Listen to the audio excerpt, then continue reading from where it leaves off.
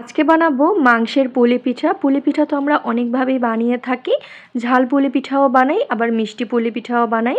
তো আজকে ঝাল ঝাল করে গরুর মাংস দিয়ে পুলি পিঠা বানাবো।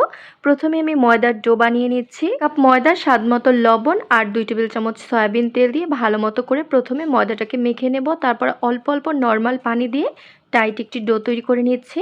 ডোটা মাখা হয়ে গেলে ডোয়ের উপরে আবারও 1 টেবিল চামচের মতো সয়াবিন তেল মেখে রেখে দেব। এতে কিন্তু ডোটা একদম পারফেক্টভাবে তৈরি হয়ে যাবে। আর পিঠা বানানোর পরে পিঠাটা খেতেও মুচমুচে লাগবে। তারপর আমি ঢাকনা দিয়ে ঢেকে রেখেছি।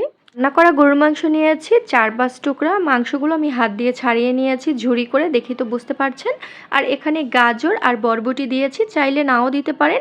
শুধু পেঁয়াজ কুচি দিয়েই কিন্তু এই পুরটা তৈরি করতে পারবেন, তবে আমার হাতের কাছে সবজি ছিল তাই আমি অ্যাড করব। তো প্রথমে আমি 1 কাপের মতো পেঁয়াজ কুচি হালকা করে একটু ভেজে নেব। তারপর কাঁচামরিচ দিয়ে দিলাম, গরুর মাংস দিয়ে দিলাম, বরবটি আর গাজর কুচিও দিয়ে দিলাম।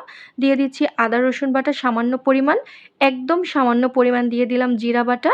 এখন সবকিছু খুব ভালো মতো করে নেড়েচেড়ে নিচ্ছি। যারা একটু বেশি ঝাল খেতে পছন্দ করেন তারা কিন্তু লাল মরিচের গুঁড়াটাও দিতে পারেন। তো আমি লাল মরিচের গুঁড়া আর হলুদের গুঁড়াও অ্যাড করলাম, আর স্বাদ মতো লবণ দিয়ে এখন এখানে কিন্তু কোনো পানি দেওয়ার দরকার নেই। পানি ছাড়াই আমি নেড়েচেড়ে নিব। মাংসের এই পুর একদম লো আঁচে বানিয়ে নিতে হবে, যেহেতু এখানে কোনো পানি ব্যবহার করব না।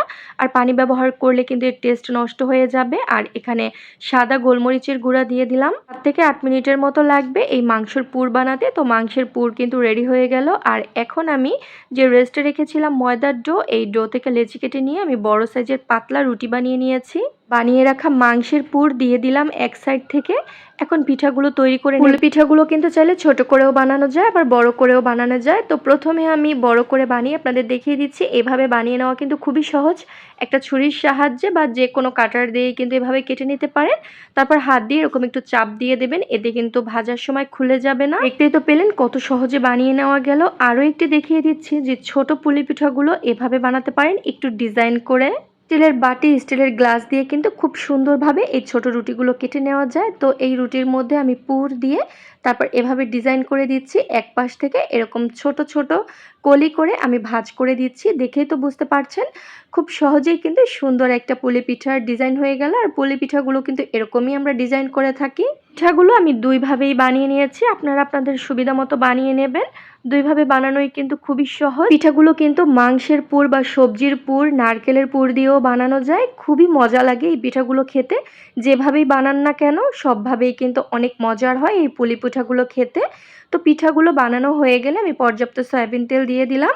তো এই পিঠাগুলো আমি বানিয়েছি আর ভাজতে দিয়েছি। পিঠাগুলো রাখলে কিন্তু নষ্ট হয়ে যেত পিঠার শেপ, তাই আমি সাথে সাথে চুলার উপরে ফ্রাই প্যানের তেল দিয়ে দিয়েছি।